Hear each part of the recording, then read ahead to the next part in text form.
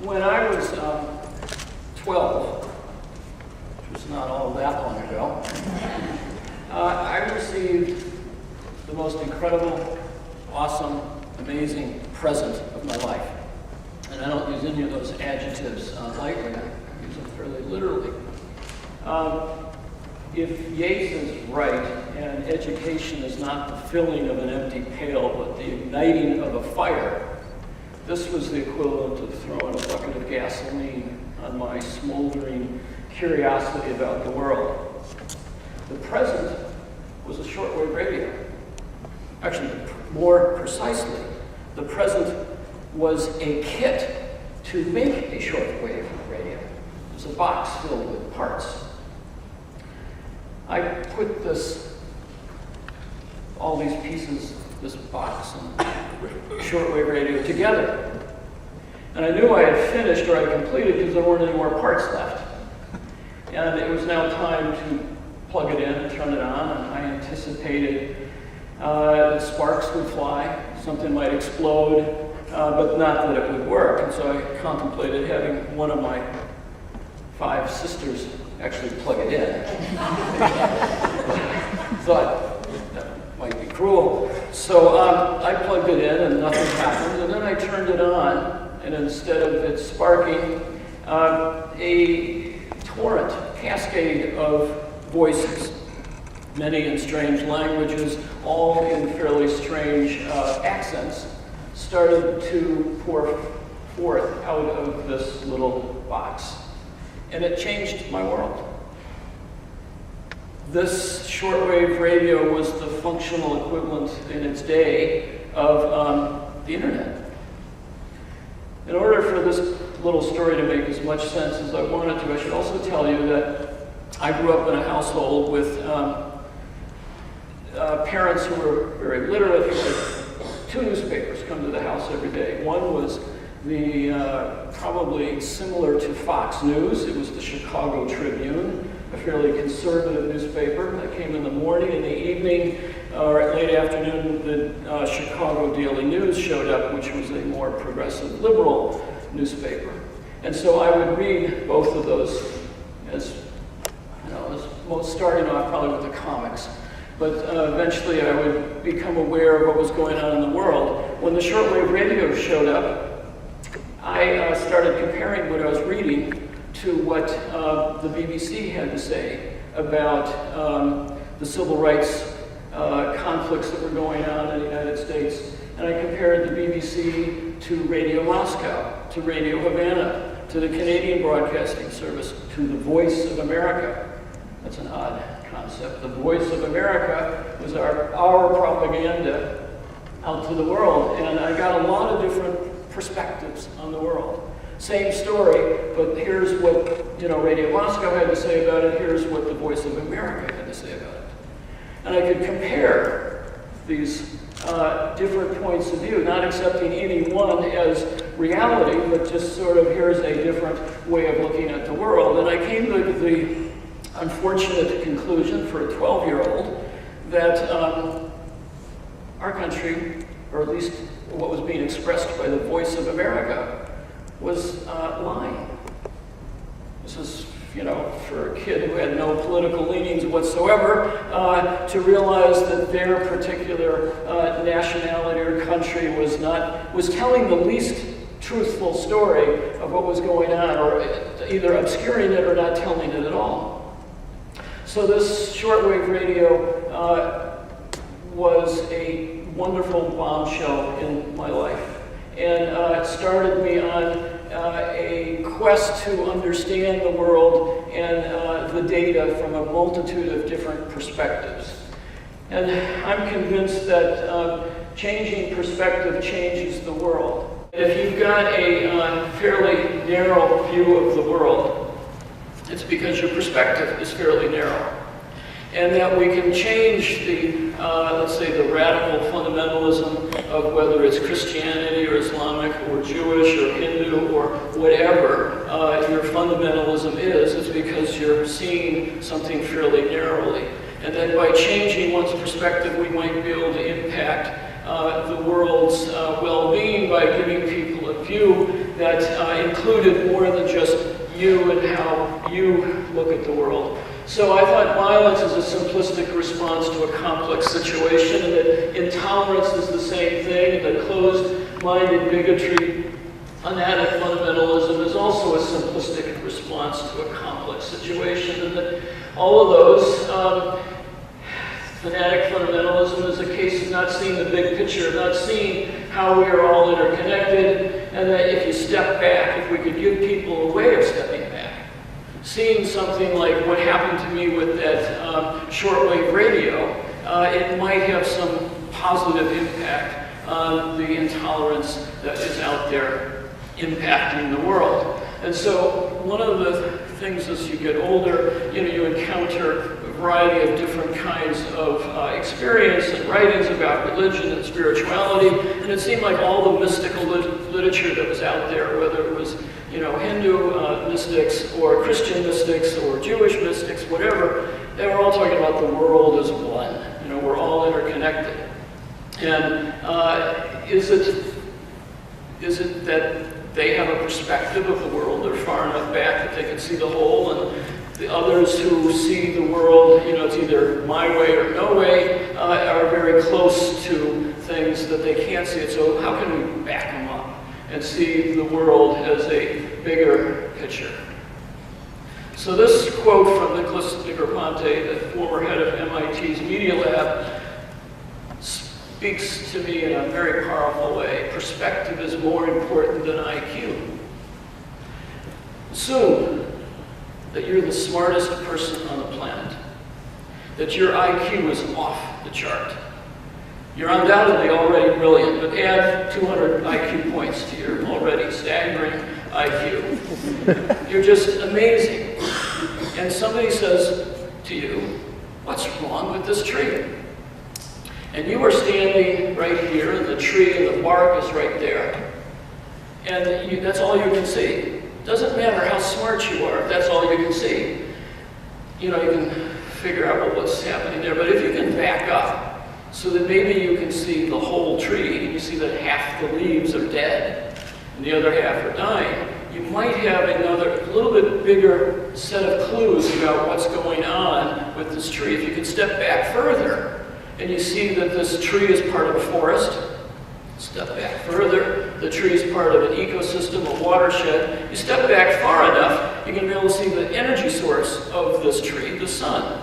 But as you step further back, you're seeing more of the things that will impinge upon this tree, whether it's a drought in the watershed or some infestation of bugs that are attacking the leaves, whatever it might be, you're going to get a bigger picture view of what's going on with this particular problem. So it doesn't matter what your IQ is if you're standing that close to the situation. So what can we do for the world that backs us up?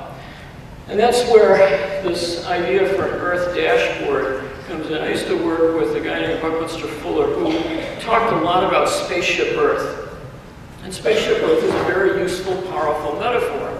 It tells us, hey, we're all in this together. You punch a hole in the starboard side, you're not just going to hurt the folks over there. The whole ship is going to sink if it's on water. If it's in outer space, the whole thing is going to lose its air supply, so that we're all interconnected in a very powerful and fundamental way. All life is one, if you will. So that's shaped a good deal of my thinking over the years, this notion of spaceship Earth, and we're all on this. And I realized many years ago now, what would be on a dashboard for the Earth. If you were the pilot of spaceship Earth, what would you want on the dashboard to get a good understanding of the state of this planet? Are we in trouble? Are we about to go under, or is everything okay? And so what I started doing is gathering data. Most of the books I've written are fairly data intensive. I like numbers. The world is filled with numbers. The world is filled with large numbers that are getting larger and more numerous. But how do you turn those data, those numbers, into knowledge? How do you turn data into something that makes sense? And oftentimes that's through visualization, taking big numbers and putting them in a context so that you can understand them. And so the dashboard became a tool for trying to understand the world from a unitary perspective. That the world is in such a position right now that we need a way of connecting the diverse cultures, countries, religions, people of this world so that they can see that we're all part of the same system as the spaceship does. But rather than just a metaphor, let's give them a tool for figuring out where we are, where we're at, where we're going. The dashboard comes with some interesting, that metaphor comes with some interesting connections. The technical, you can get there, definition of a dashboard is something like that. It's a visual display of the most important information needed to achieve one or more objectives, consolidated and arranged in a single screen so that information can be monitored at a glance. There's actually books written on dashboards and dashboard designs. That's from one of them.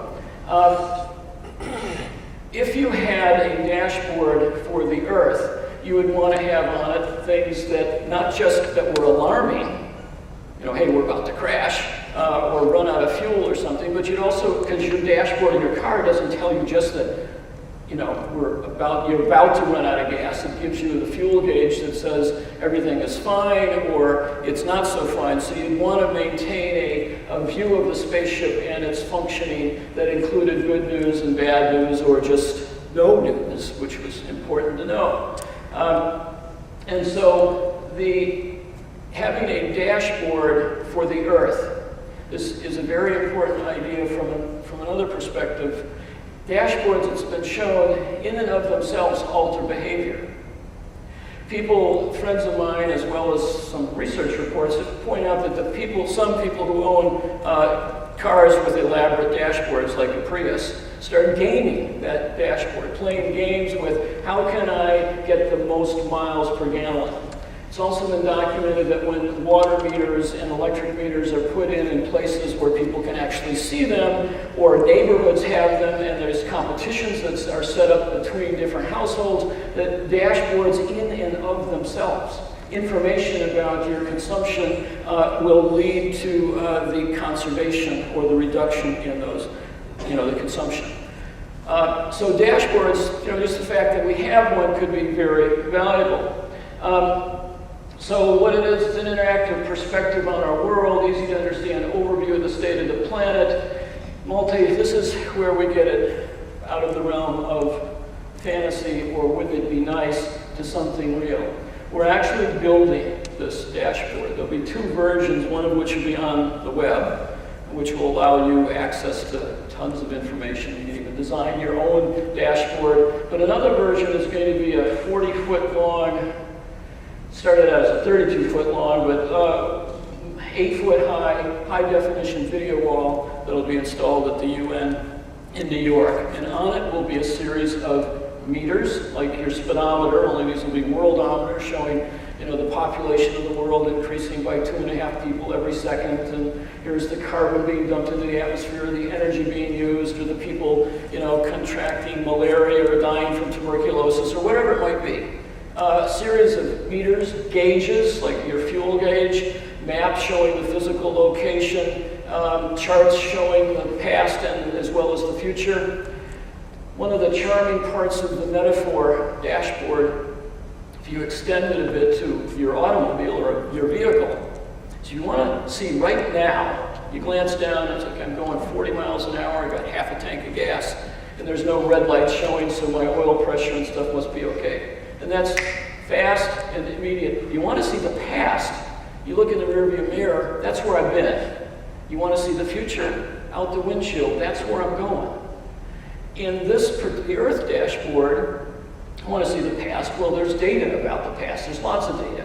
You want to see the future, you might be able to project some things fairly reliably, 5 years into the future. But there's other things out the windshield of the Earth, like global climate change, that you might want to, if you were reasonable, perhaps even rational, you'd want to grab the steering wheel and turn it so we avert the worst parts or the worst aspects of this disaster that's approaching us. There's also the driver.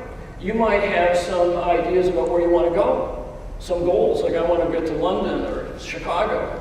So you might want to be in a world that has nobody in it who's hungry or homeless, or everybody's got access to education and health care. So that the dashboard comes complete with a variety of ways of looking at the world, organizing the world, and making sense of it. I'm going to race through this stuff because I want to get to some visual aids of, you could have the whole screen have one number on it, the world's population. You could have that go into something, if this is 40 feet long, that had other stuff on it as well, showing the geographical distribution of people, the past, future of it. You could have all sorts of things showing up there that would start to make sense. All of this is just, this is not intended to look like the actual dashboard, but it's, clip art and things like that. But you could also have a view of the dashboard that says, here's how fast we're going. We're going 67,000 miles per hour. It's faster than a speeding bullet. This is the weight of the spaceship and the composition of what we're made of, the type of spacecraft, how many life forms are on it, all of that kind of stuff, giving people backing them up, giving them a big picture point of view of the world. And you'd have live webcams as well. Here's what's happening in the nuclear power station meltdown, or Haiti, or where the next natural disaster is.